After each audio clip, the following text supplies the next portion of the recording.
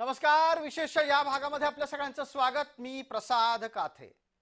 Champions चषकाचा खेळ रंगत आलाय आणि भारताने आतापर्यंतचे सामने जिंकले असतानाच एक भलताच वाद उभा ठाकला आणि तो सुद्धा खेळातल्या कुणाकडून नाही तर राजकारणातल्या मंडळींकडून. काँग्रेसचा राजकारणातला परफॉर्मन्स दिवसेंदिवस खराब होत असताना पक्षाच्या प्रवक्त्यांना चिंता पडली आहे ती रोहित शर्माच्या देहयष्टीची. काँग्रेस प्रवक्त्या शमा मोहम्मद हिनं सोशल मीडियावर रोहित शर्माला जाड्या आणि आतापर्यंतचा सर्वात प्रभावहीन कर्णधार असं म्हटलं. शमाची या वक्तव्यामुळे काँग्रेसनं कान उघाडणी केली खरी, पण जाडेपणा आणि खिलाडू वृत्ती याचा वाद पेटलाच. काँग्रेसच्या नेत्या शमा मोहम्मदनं ट्विट करत रोहित शर्मावर टीका केली. काय म्हणतेय शमा, ऐका. त्याच्यावर तुम्हालाही कळेल की तिच्या भावना योग्य आहेत का.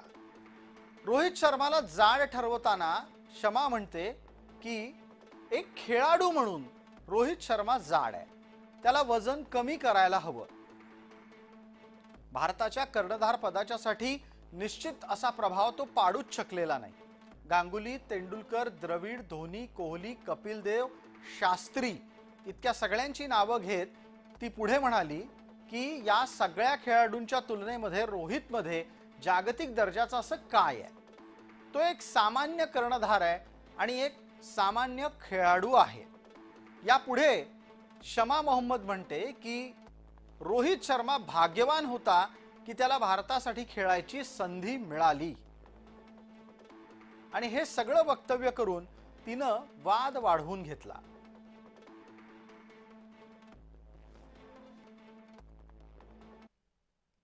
हा सगळा वाद पेटल्यानंतर स्वाभाविकरित्या शमावर टीका झाली, सर्व बाजूंनी टीका झाली आणि तिला त्याचं उत्तरही द्यावं लागलं.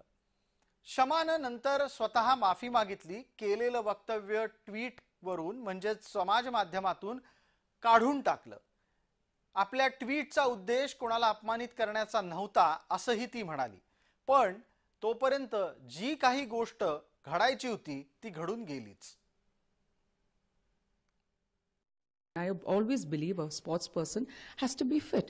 So I felt he's a bit overweight and I just tweeted on that.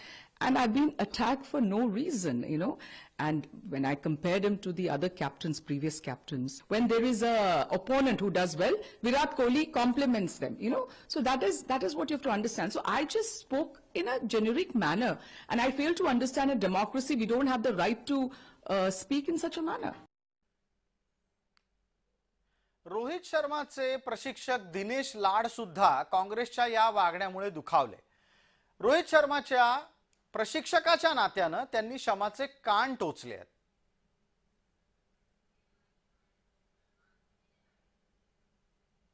Rohit खूप जाडा झाला आहे, रोहितची कॅप्टनशिप बरोबर नाही, हे चुकीच्या गोष्टी आहेत.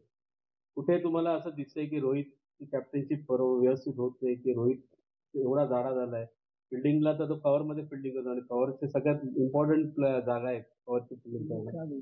स्लिप मध्ये जो चांगली फिल्डिंग करतोय तर त्याच्याबद्दल ज्या कॉमेंट्स करणं फार चुकीच्या कॉमेंट्स केल्या. टीम साठी खेळल्यामुळे तुम्ही बघायला गेला तर आपण 10 ओव्हरमध्ये 70-80 रन करतोय, त्याच्यामुळे येणाऱ्या फलंदाजांना फायदेशीर होतो. त्याच्यामुळे आपण रोहितच्या परफॉर्मन्स बद्दल मी काहीच भाष्य करू शकत नाही. तसं पाहायला गेलं तर रोहित शर्मा हा एकटा जाड नाही. तुम्ही त्याला जाड म्हणा, खात्यापित्या घरचा म्हणा, कारण अशा प्रकारे जाड क्रिकेटपटूंची यादी खूप मोठी आहे आणि ती यादी सुद्धा चांगल्या खेळाडूंची आहे हे विसरता येणार नाही. सरफराज खानचं एक नाव आहे यात, जो भारताचा खेळाडू आहे.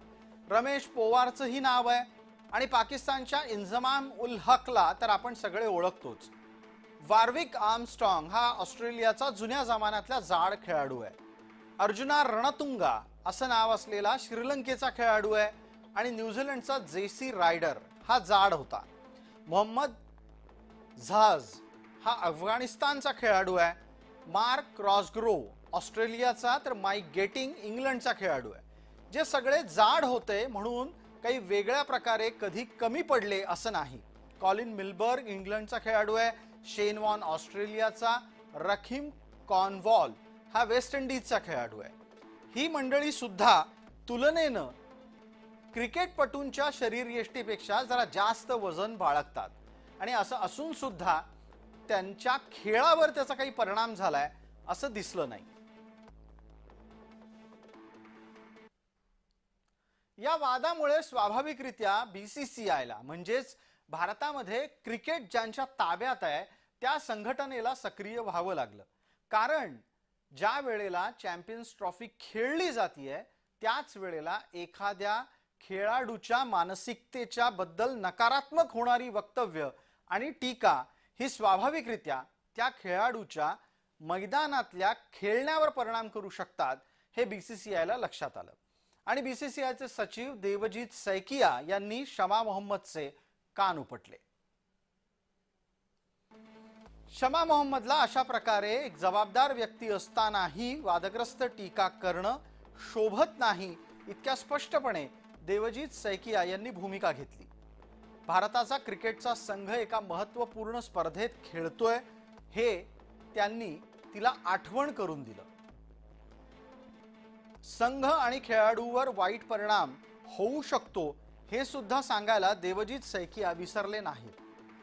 तेव्हा अशा प्रकारची विधानं टाळायला हवीत अशी भूमिका देवजीत सैकिया यांनी घेतली आहे. आता रोहित शर्माला जाड म्हटलं गेलं. त्याच्या जाड असण्यामुळे त्याची कामगिरी खराब आहे असंही शमा मोहम्मद म्हटलं. शमानं जे काही म्हटलं ते म्हणण्याच्या मागे तिचा असा काय अभ्यास होता हे अद्याप समोर आलेलं नाही. ती स्वतः कधी क्रिकेट खेळली आहे का तिच्या घरात कोणी कधी क्रिकेट खेळलंय याचीही कल्पना नाही. पण आपण रोहित शर्माची दमदार कामगिरी पाहणार आहोत. रोहितच्या नेतृत्वाखाली भारतीय संघाची कामगिरी सुधारतीये असं प्राथमिक निरीक्षण निश्चित आहे. टीम इंडियाची सलग तिसऱ्या आयसीसी स्पर्धेमध्ये शानदार कामगिरी झाली आहे ती रोहितच्याच नेतृत्वात. 2023च्या विश्वचषकामध्ये संघाचा फक्त एकाच अंतिम सामन्यात पराभव झालाय. 2024च्या T20 विश्वचषकामध्ये टीम इंडियानं एकही सामना गमावलेला नाही. चॅम्पियन्स ट्रॉफीमध्ये सुद्धा भारतानं उपांत्य फेरीपूर्वीचे 3ही सामने जिंकले आहेत आणि रोहितचं कर्णधारपद हे या सगळ्या दरम्यान उत्कृष्ट राहिलंय असं निरीक्षण आहे. तर रोहित शर्मा कदाचित या ट्विटकडे दुर्लक्ष करेल. येत्या दिवसातल्या खेळावर त्याचं लक्ष असेल आणि भारतीय क्रिकेट संघाला तो निश्चित विजय मिळवून देईल अशीच अपेक्षा आपण करू. बाकी जे काही शमाचं करायचंय ते काँग्रेसनं करावं. तूर्तास विशेषच्या या भागामध्ये इतकंच. आपण पाहत रहा फक्त जय महाराष्ट्र.